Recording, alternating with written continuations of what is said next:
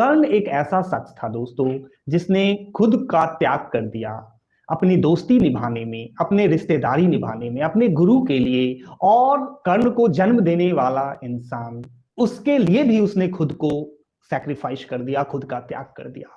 बड़े अच्छी कविता की किताब है दोस्तों, रश्मि रथी, राष्ट्रकवि दिनकर ने लिखा है। दान मनुज का प्रकृत धर्म है, मनुज व्यर्थ डरता है तो उसको अपना सब कुछ देना पड़ता है। कर्ण शब्द के साथ ही दान जुड़ा हुआ है दोस्तों। कहा जाता है कर्ण ने जब जन्म लिया था तो उसके शरीर के साथ कवच और कुंडल दोनों जुड़े हुए थे। कवच कुंडल के साथ पैदा हुआ था वो। उस कवच और कुंडल को मांगने जब भगवान धरती पे आ गए, साधु का भेष बनाकर उन्होंने उनसे दान में मांग लिया। उन्होंने अपने कवच कुंडल को भी दे दिया था। उस शरीर, जो उनके शरीर का अंग था, उसे भी बाहर कर दिया उन्होंने और उसे दान कर दिया था। एक छल, जो भगवान भी छल, देवता भी छल करते हैं, ये है उस जमाने की एक बहुत बड़ी सच्चाई। कर्ण एक ऐसा शख्स जिसके साथ न धन की ताकत जुड़ी है, न कुल की ताकत, जाति की ताकत है। उस ऐसा शख्स, सूत पुत्र कहते हैं उसे, सूत पुत्र, घर में उसकी परवरिश हो रही थी। वो एक मछुआरे का परिवार था दोस्तों। ना कुल की ताकत है, न धन की ताकत है, न ज्ञान की ताकत है। शिक्षा को लोगों ने दबा रखा था। शिक्षा वही अर्जित करेगा। बड़े जो संस्थान थे उस वक्त की, जो व्यक्तित्व थे, उनके पास ही शिक्षा सीमित थी। शिक्षा की उसमें जिज्ञासा थी कि ज्ञान मिले मुझे, मैं शस्त्र सीखूं। उस वक्त की जो शिक्षा प्रणाली थी, अस्त्र शस्त्र, नॉलेज, वो सारी चीजें वो पाना चाहता था। और उसने एक झूठ बोला कि मैं भी ब्राह्मण हूं। और परशुराम ने उनकी टैलेंट को देखते हुए कर्ण को अपना शिष्य बना लिया। बड़ी इंटरेस्टिंग कहानी है दोस्तों। ये चैप्टर बाय चैप्टर, एक एक अध्याय में राष्ट्रकवि दिनकर ने इसकी चर्चा की है। जंघे पे अपने सर को रखकर सो रहे होते हैं और एक बिच्छू, एक कीड़ा जो उनके पैरों में घुस रहा होता है कर्ण के, लेकिन कर्ण ने अपने पैरों को नहीं हटाया। उस पीड़ा को वो सहता रहा कि उसके गुरु की नींद ना चली जाए। दोस्तों बड़ा मार्मिक प्रसंग है ये, बड़ी मार्मिक कहानी है।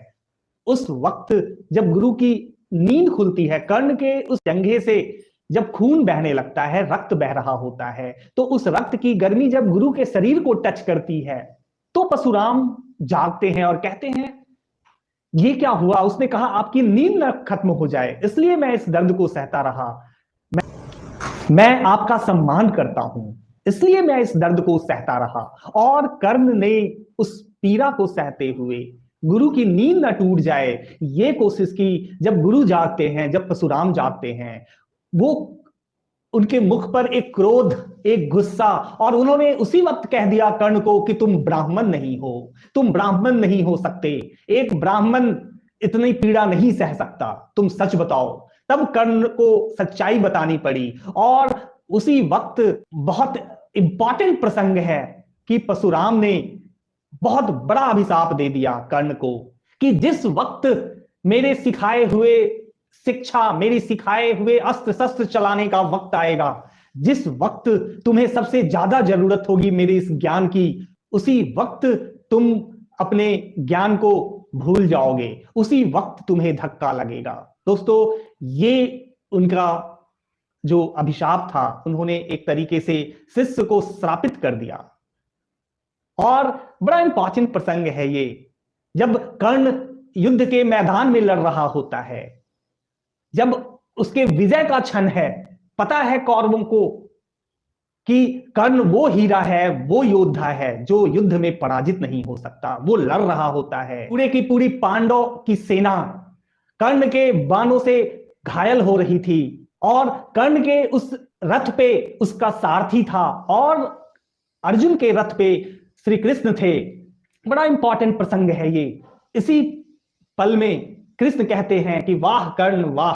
अर्जुन समझ नहीं पाते कि मैं जब बाण चलाता हूं तो कर्ण का रथ 40 हाथ पीछे चला जाता है, और जब वो चलाता है तो मुश्किल से 15-20 हाथ या उससे भी कम जो है रथ पीछे जा रहा होता है। और श्री कृष्ण कहते हैं अर्जुन को कि अर्जुन, उसका रथ तो एक साधारण रथ है, तुम्हारे रथ पे तो पूरा ब्रह्मांड बैठा है, मैं स्वयं बैठा हूं, और इसके बाद भी कर्ण उसको 2 हाथ पीछे पहुंचाता है, तो कर्ण की ताकत का तुम अनुमान लगा लो। दोस्तों बड़ा इंपॉर्टेंट प्रसंग था ये। मही डोली सलिल आगार डोला, भुजा के जोर से संसार डोला, न डोला किंतु जो चक्का फंसा था, चला वह जा रहा नीचे धसा था। हिसाब शुरू हुआ दोस्तों। जिस वक्त कर्ण को उनकी शिक्षा की सबसे ज्यादा जरूरत थी, उसी वक्त कर्ण का चक्का जमीन में धंसता चला जाता है। कर्ण भी हंस पड़ा, कर्ण भी हंस पड़ा। कर्ण कहता है कि सारे विलक्षण अद्भुत चीजें मेरे लिए ही सृष्टि में आई हैं। कर्ण वहां हंसता है कि विपत्ति मुझे मारने आई है, वो अभिशाप मुझे मारने आई है। ये वो जिसका चक्का अंदर चला जाता है, उसको निकालने की वो कोशिश कर रहा हो। और कृष्ण कहते हैं मारो मारो वत्स, कर्ण पे बाण चलाओ। अर्जुन कहता है क्या यही धर्म है, क्या यही शिक्षा है? तब कृष्ण कहते हैं कहां था धर्म जब अभिमन्यु फंसा था। उस वक्त धर्म कहां था जब अभिमन्यु को इन लोगों ने चक्र में फंसा के मारा? उस वक्त धर्म कहां था जब द्रोण को मारा गया? ये सारी बातें करके उस वक्त धर्म कहां था जब ये सारे अन्याय हुए? ये सारी बातें करके फिर बाण चलवाया गया अर्जुन से उस आदमी पर जिसने अपने शस्त्र रख दिए थे, कि फंसे चक्के को निकालने में लगा था। उस निहत्थे आदमी पे अर्जुन ने बाण चलाए और कर्ण मारा गया। सब चैन की सांस ले रहे थे कि कर्ण खत्म हो गया, कर्ण जैसा योद्धा खत्म हो गया। वहीं श्री कृष्ण दुखी थे, वहीं अर्जुन अपने सर को जमीन में गाड़े वो सामने किसी को देख नहीं रहा था। उसके ऊपर खुशी की एक लहर नहीं थी। उसे पता था कि उसने आज उस महान योद्धा को कैसे मारा है। ये बाकी लोग खुश थे, ये दो इंसान कहते हैं खुश नहीं थे। और इसी वक्त श्री कृष्ण कहते हैं जगत से का जेता उठा है, मनुजता का नया नेता उठा है। दोस्तों कर्ण के गुणगान में कृष्ण लगे थे उसकी हत्या के बाद और बाकी लोग चैन की सांस ले रहे थे कि एक बड़ा योद्धा जिसे अपराजय, जिसे पराजित नहीं किया जा सकता था, वो योद्धा लड़ता रहा। दोस्तों ये वही कर्ण है जिसने अपनी दोस्ती के लिए सब कुछ न्यौछावर कर दिया, इसने अपनी जिंदगी न्यौछावर कर दी। यही कर्ण है जिसके पास कुंती पहुंची थी ये कहने युद्ध से तुरंत पहले कि तुम मेरे बड़े बेटे हो, पांडवों का खून तुम्हारे अंदर है, तुम आ जाओ, पांडव जीतेंगे, तुम्हें राजा बनाएंगे, तुम बड़े भाई हो, तुम राजा बनोगे। इसने कहा तब कहां थे जब तुमने मुझे छोड़ दिया था, समाज के कलंक से, समाज के कारण मुझे मेरा त्याग कर दिया था, उस वक्त तुम कहां थे? दोस्तों और एक अद्भुत प्रसंग है जब राधा उसकी मां होती है जिसके यहां वो पलता है। कहा जाता है कि राधा का कोई बच्चा नहीं था और कर्ण जब उसे मिला तो उसे दूध उतर आया था। तो ये प्रसंग भी रामधारी सी दिनकर लिखते हैं। तो सारी अद्भुत अद्भुत चीजें जो होती रहती हैं, कैसे एक संघर्ष है उसके जीवन में और कैसे वो शख्स ऋणी हो जाता है जब अंग देश का राजा उसे बना दिया जाता है।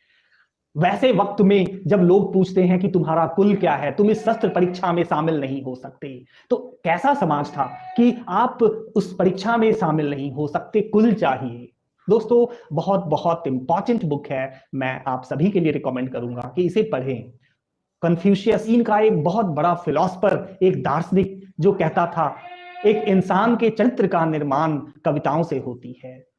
तो कविता इंसान के चरित्र का निर्माण करती है दोस्तों, उसके दिल का निर्माण करती है। दिमाग तो बाकी बहुत सी पढ़ाई है दिमाग के लिए, लेकिन कविताएं जो हैं वो आपके दिल को बनाती हैं, उसको आगे बढ़ाती हैं। इससे पढ़ना समझना बहुत जरूरी था दोस्तों।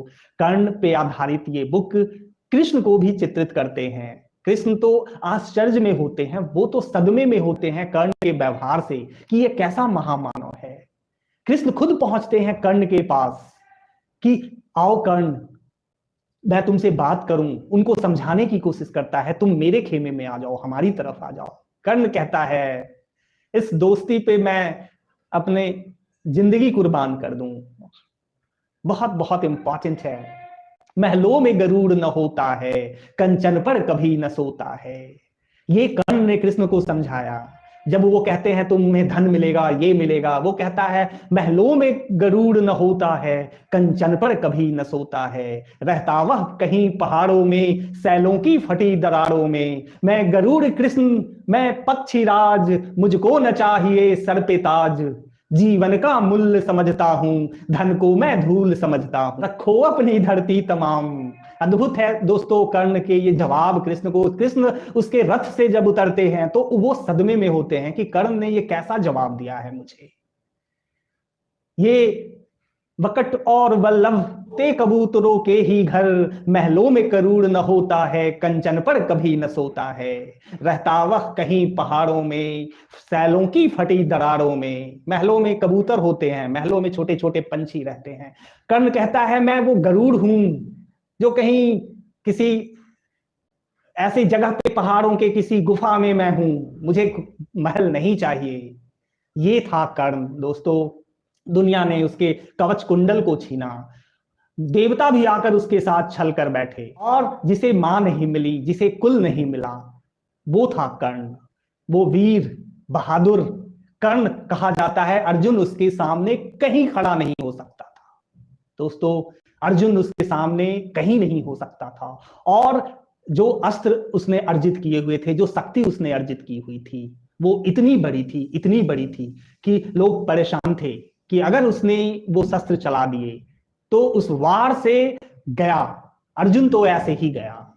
और उसकी मतलब उसकी वीर गाथा का कोई अंत नहीं है। उसके कब्जे में बाकी सारे भाई आते गए एक एक कर। नकुल को पकड़ा उसने, हत्या नहीं की।